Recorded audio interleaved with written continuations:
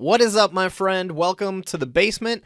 I am Mikey Henninger, and this is Basement Brewed Fantasy Football. Thank you so much for being here. Thank you so much for tuning in to what has to be the best fantasy football show on this side of Franklin, Wisconsin. Hands down, I don't even think it's a debate. This is episode 13 of the Basement Brewed Fantasy Football podcast, and today's episode is going to be a little bit different than anything you've heard up to this point. Today, I'm actually going to be rededicating audio from a show that I co-hosted last Friday with my buddy Dan Harris of the Let's Talk Sports show. By the way, if you don't follow Dan, if you're not familiar with the Let's Talk Sports show, you need to change that. Follow Dan on Twitter at Let Talk Sport, LETTALKSPORT. He's all over the place on Facebook. Dan is one of the most genuine, most amazing human beings on this entire planet that you could meet. He is housebound with a severe disability, and as he frequently likes to say, his Let's Talk Sports show is his window to the outside world. It's how he connects with the outside world, and he is working harder than anybody I think I've ever seen to build an empire, and he's one of the most genuine, authentic, nicest human beings you can ever meet on the entire planet. Please be sure to follow him. Please be sure to check out the Let's Talk Sports show. He's constantly pumping out content around everything, not just fantasy football, but I saw him posting the other day looking for cross-country content and track content, so definitely check out the Let's Talk Sports show. But every once in a while, I hop on with him on Fridays, and I co-host with him a fantasy football-focused show. So today's episode 13 of the Basement Brewed Fantasy Football podcast, is going to rededicate the audio from last Friday's trip. I was actually in the car on my way to a family reunion in Kentucky for my wife's family reunion every single July. So we talked a little bit about Buffalo Bills players and what to expect from a fantasy football standpoint. We talked a little bit about the Miami Dolphins and what to expect from them from a fantasy football standpoint. And then I reached a black hole in Illinois, and my cell phone reception cut out completely, and the show ended rather abruptly. So I've edited at least that part, so you're not listening to dead air. But until that point, enjoy the next 20 minutes of a terrific show with Dan. And again, please be sure to follow Dan at Let Talk Sport on Twitter, and check out Let's Talk Sports on Facebook. And yeah, like I said, I do this show with him every once in a while on Friday, so if you continually tune in, you're going to see me. Other than that, just a really quick update for you guys before we get the show rolling. I am going to be changing the cadence here a little bit from what you may have become used to. Instead of publishing a new episode on every single team that I write a forecast for, which would be all 32, I'm going to write a division's worth. So up next is going to be the NFC East. I'm going to write the Cowboys, the Eagles, the Commanders, and the Giants. And once I'm done with the division, then I will turn that into a podcast episode. So several of the next episodes will be division focused instead of team by team, but definitely stay tuned and stay glued to basementbrewedff.com. You can sign up for the email list, which I will put I'll put a link in the description of this episode. Sign up for the email list. That way you will not miss a post. I will still be writing team-by-team previews. Up next is the Cowboys. I'm going to get through the Eagles here shortly. So I am going to be writing team-by-team previews. So sign up for the email list so that you don't miss any of those. And then stay tuned for the next several podcast episodes, which are going to batch them into division reviews. So stay tuned for that. And a last quick PSA for you. I will be in Cancun here coming up shortly with my wife. We're actually taking our honeymoon. It'll be our first time ever in 10 plus years of taking a significant trip of just the two of us. No kids, no friends, no family, no coworkers, nobody else. It'll be just the two of us. So, hopefully we come back still married. Kidding, of course. Of course we will. But please forgive the lack of content in the next few days as I turn off the fantasy football brain and turn on my Shouldn't have went there, but also couldn't resist. Anyway, forgive the lack of content. Enjoy this episode with Dan Harris from Let's Talk Sports. And until next time, thank you so much for tuning in. Cheers. This brew is for you.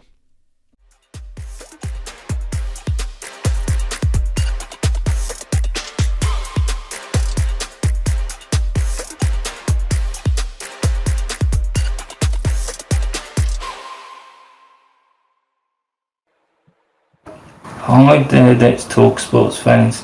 Thanks for tuning in to another episode of our Let's Talk Sports Roundtable, and I'm joined by Mikey from Brewed Fantasy Football. He's so dedicated to the show, he's incognito, so to speak, on a family trip and the show live. Thanks for joining me. Yeah, Dan, it's good to be on. Happy Friday. Yeah, I'm about 70% into a 8-hour road trip, and I got the family with me. They wanted to get a front row. They wanted to get a front row seat to the show. So on my left is my wife, and I got the 2 kids in the background. So if you hear, 6 and 3-year-old fighting about like Pokemon and Frozen, don't mind it. We'll try and power through it. And you've even had time to set up a trade deal in our fantasy football draft, and Gary is as active as ever making moves in his fantasy draft. Yeah, buddy. I'm kind of obsessed with trading in fantasy football. It's like my favorite thing to do. So anytime I get a whiff of it, an opportunity to trade, I get really excited about it. So I shot Gary a DM, and we struck a deal. I still don't know who he's targeting, but he wants somebody. So we'll see who he's going after. Yeah, can't wait. And if he does pick live on air, I'll announce it. But Okay. I know you've got a lot going on with your own content, of course, at Brewed Fantasy Football. If you tell everyone everything you've got going on. Oh man, yeah, that's it. We're getting into the thick of it, right? It's getting pretty chaotic with August being right around the corner. This is prime fantasy draft season. So there's 2 main things that I'm working on. One, I am going through and doing full detailed deep dives of all 32 NFL teams and every single fantasy relevant player on all 32 teams. So for example, my most recent one is the Denver Broncos. I found myself in there talking about Greg Dulcich, their 3rd-round rookie tight end, who probably won't do anything, but he's technically on the fantasy radar. So if you're interested in that type of content, be sure to sign up for my email list. It's completely free. All the content's just going to funnel right into your email inbox. Otherwise, everything's on my podcast. Everything's on YouTube. It's all over the place. Other than that, I'm also working on my fantasy football draft kits, which have been launched. They've been released. They're available for purchase if anybody wants to dominate their draft, of course, and they're super cheap since nobody knows who I am and I need to prove my worth a little bit. They're just $10 for the entire year, and I promise you they're worth it. It's a $25, $30 product. It's complete with positional strategy for quarterbacks, running backs, receivers, and tight ends. It's complete with roster construction tips as you're building your draft, and most importantly, it's complete with thorough analysis, thorough write-ups for every single player on the fantasy football landscape, which is 250, 300 players this year. So highly recommend at least checking it out. There's a 3-minute video on my website if you have a chance to check it out. Everyone, be sure to check it out. Look, I've purchased this one of the plans for what I'm in the process of for myself and Ryan to use, and I'll be giving one away in the community, which will go on during the Fantasy Football University. We'll select someone. So a lot planned. How have you found the reaction? Is people responding to your content and your business well? Yeah, man, it's been a really fun ride so far. And there's times I have to remind myself, or more accurately, my wife reminds me pretty much every single day, right? It's July. Most normal human beings are not thinking about fantasy football until August. Even the ones who love fantasy football aren't thinking about fantasy till August. So it feels like it's been a little bit slower than I've wanted it to, which is a big reason I've dropped some of the pricing there. But I do need to remember that August is the it's been August and September are the hot seasons, and there's definitely plenty of early indicators and early signs that this thing is at least headed in the right direction. There's been a lot of positive reaction to it, and I'm getting a lot of really good traction on LinkedIn and Twitter. And like I mentioned, LinkedIn, that's a strange platform for fantasy football content, but it's there's a bit of a following that's happening over there. And I've recently had I've been targeting a couple NFL team specific podcast guests to have on my show. So I recently had Garrett Sisti from the Lightning Round Pod, which is a Chargers podcast. We had Ryan Tracy from Locked On Chiefs, which is a Chiefs podcast. So it's been really helpful kind of getting them involved, because now we're getting some insider insights, and that obviously only helps from a fantasy football planning standpoint. I think people are really enjoying that content as well. So far so good. It's slow but surely moving in the direction that we're hoping for.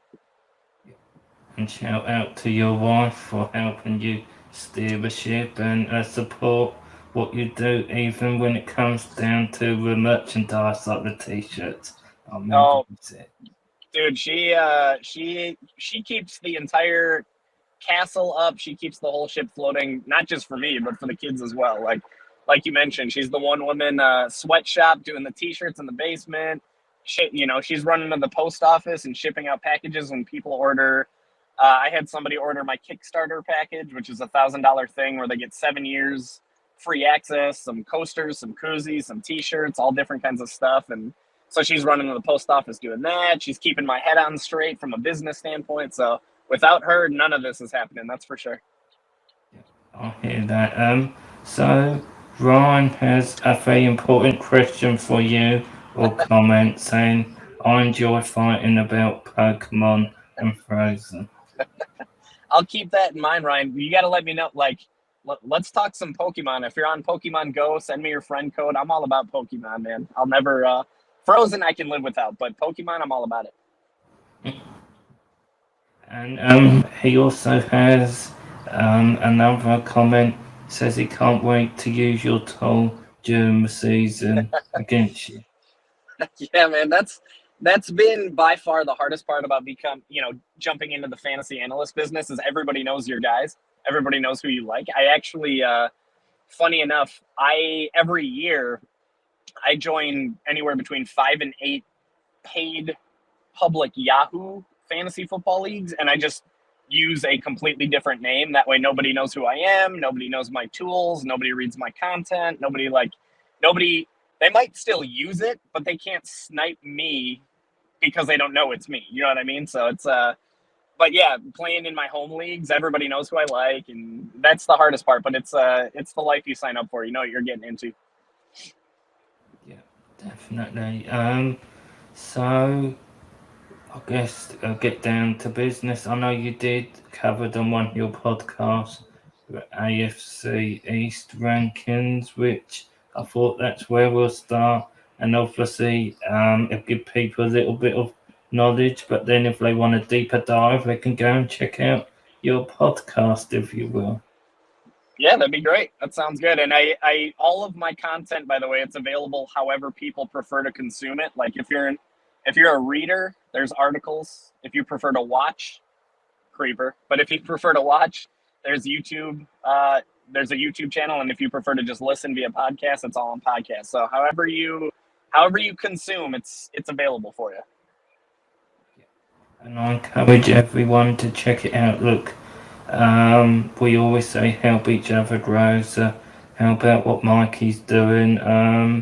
So yeah, if we get started, I guess the best place to start is the Bills from a divisional point of view. Oh, yeah. Certainly the big hitters of the division these days. Is there any players what people should keep an eye on for a fantasy point of view from your opinion? Yeah, so you guys need to be on Josh Allen. I'm just kidding. That one's the obvious one. We'll deep dive and look for the ones that people might not be thinking about. The main name that comes to mind there is Isaiah McKenzie. So Isaiah McKenzie is, first of all, he's dominating training camp right now. So you're going to see his ADP climb. I don't have any of my stuff in front of me, but he's normally somewhere around like 15th, 16th, 17th round. That's going to start shooting through the roof as he continues to dominate training camp. And it's sounding like, while Jamison Crowder's on the sideline and McKenzie, they're having a tough time keeping Isaiah McKenzie off the field. If he finds his way into that slot receiver role, into that Cole Beasley role, that was good for, I think, 240 targets over the last 2 seasons. He is possibly the steal of 2022 fantasy drafts so far. So wherever you are, if you're listening in, before your draft begins, go over there and, put a star for Isaiah McKenzie and be ready to draft him earlier than what you see his ADP, because your league mates are probably thinking about him there. Other than that, the other name that I'll highlight is James Cook. I like James Cook a lot this year. You're going to see that he's drafted after Devin Singletary, and rightfully so. Singletary is going to get most of the first team looks, but James Cook is going to get the all-important passing downs. And as the season wears on, there's that potential for him to start to chip away at that lead back role a little bit more and more. And either way, I want the guy who can at least be a PPR flex rather than, the Devin Singletary, where he might get the carries, but, he might not necessarily get the yards, the touchdowns, the catches. We'll see how that backfield plays out. But as far as value goes, James Cook being after Devin Singletary makes him much more intriguing to me than Devin Singletary does. Yeah, Cook is one what I've got my eye on. Another player what I think's got value is Gabriel Davis. How do you rank him? Do you view him as sort of your third wide receiver with an upside, or how do you rank him in regard to where people should look to draft him? Yeah, great question. So in my article or podcast or whatever you want to call it, I called him the most polarizing player in fantasy football because, and here's the tricky thing with Gabriel Davis, at least for me so far this year, the upside and the potential is undeniable, right? Up to this point in his career, he's been nothing more than a part-time player with the Bills. But in the limited time that he has been on the field, he's flashed every single time. He's shown that can be a terrific wide receiver. I mean, he went nuts in the playoff, like towards the end of the year last year. But he's not really a sleeper because he's already being drafted in the 4th, 5th, 6th round, depending on where you're playing. So the thing that makes that tricky is he's frequently drafted around some other heavy hitter names like DK Metcalf, Jerry Jeudy, Cortland Sutton, Allen Robinson, Rashad Bateman, Chris Godwin. There's a ton in there that I can't think of because it's not right in front of me. But so if you're in fantasy drafts, you have to make the decision. Do I trust Gabriel Davis to come in and be the guy more than Chris Godwin, who we know is going to execute once he comes back, or Allen Robinson, who we've seen put up a 1,400-yard season? So for me, I love taking a flyer. I shouldn't even call it a flyer since he is drafted so high, but I do love taking him in best ball leagues because I think it's inevitable. If you're playing full-time with Josh Allen, you're going to have big weeks. I think the struggle might be predicting those big weeks. I don't know if he's going to be that put him in your lineup every single week kind of guy, but man, that opportunity and that upside is certainly palpable. And, to quote Herm Edwards, you play to win the game. And you want a guy like Gabriel Davis in your lineup knowing that this guy could legitimately get you 30, 40 points in any given week.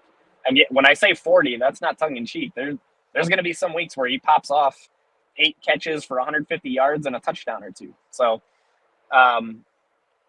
it's tough, man. I would say if anybody's playing in more than one league, limit your exposure to, don't get 100% exposure to him, but feel free to open up your portfolio and grab him in a spot or 2. I agree. So we've got a couple of live comments before we move to the Patriots. Ryan adds incognito smart. He's got to remember that. And he also adds about your Gabriel Davis comment. He's still getting Davis as his third wide receiver in most leagues, so I think he's going to end up value for the most part. Yeah, I think wide receiver 3 is a good spot to consider Davis, knowing that he is going to have wide receiver 1, top 12 weeks. And I mean, if your wide receiver 3 is a guy that's going to get you a handful of wide receiver 1 weeks, then you've already won. Like, that's the idea. Yeah, I agree. So Paul's commented and says he likes James Cook as well, so he approves of that, and also adds he sees Mikey got his trade through. Man, there's nothing that like the dopamine hit of executing a fantasy trade. There's nothing like that thing gets the juices flowing. I don't know what it is. I love trades and I love drafts. It's perfect. So and still, Gary's still deciding who to draft. So we'll see how that goes. So the Patriots are an interesting team, but they ain't really got outside of their running backs. There's not those high draft picks really. Is there anyone on the Patriots you like? Would it be the running back room you think have the most value? See, and now that we're talking about it, Dan, I'm thinking like if you think about it, the Patriots' first player drafted in 2022 leagues is Damian Harris usually, and that's not even until like the 7th round. I think that tells you a lot about the Patriots from a fantasy football standpoint. If they're first, like think of the Vikings, they have Dalvin Cook and Justin Jefferson in the first 12 picks.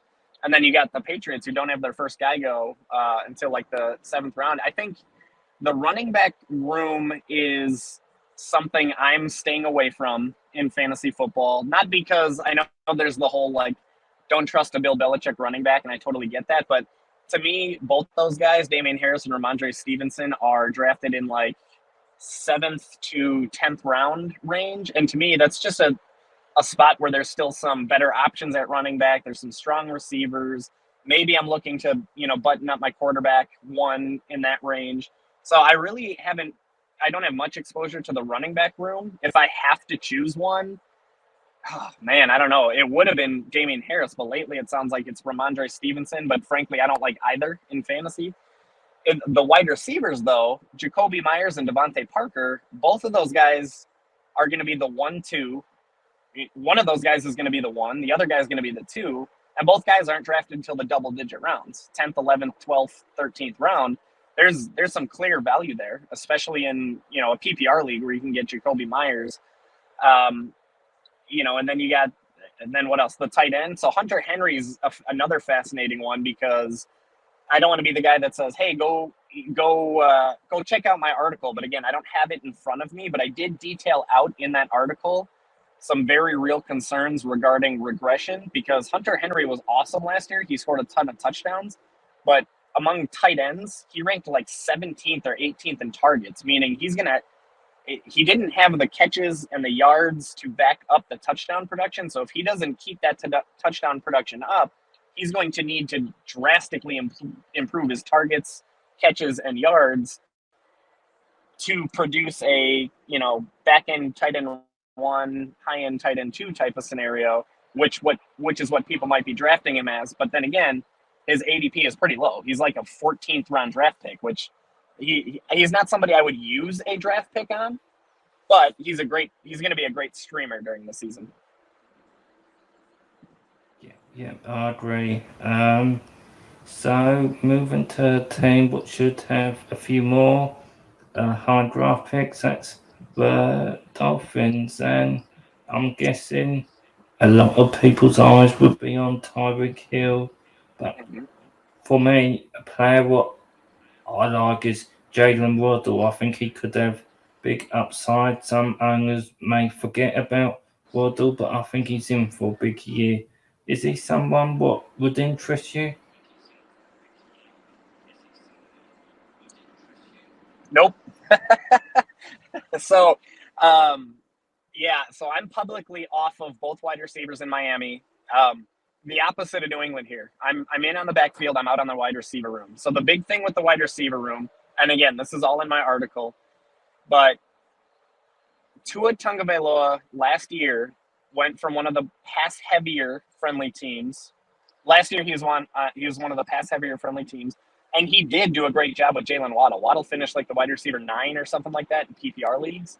But this year, he's going to be working with Mike McDaniel. And if you look at the 49ers last year, I think they were bottom 5 or bottom 6 in passing attempts. And if you look at the history, not really the history, but if you look at recent trends with both Tua Tagovailoa and Mike McDaniel's first season as an offensive coordinator, the likelihood of Miami supporting 2 fantasy viable wide receivers is unlikely. Even last year, Mike McDaniel had both Deebo Samuel and Brandon Ayuk, and he turned Samuel into a stud, but Brandon Ayuk was like the wide receiver 56. And DeVante Parker for the Dolphins was like wide receiver 48 or something. So, guys, Mikey's had some technical difficulties there. I'll just leave it a minute, see if we can reconnect. If not, we'll leave it there for today. But, well, we see that everyone, don't forget to check out Mikey's channel, Basement Brewed Fantasy Football.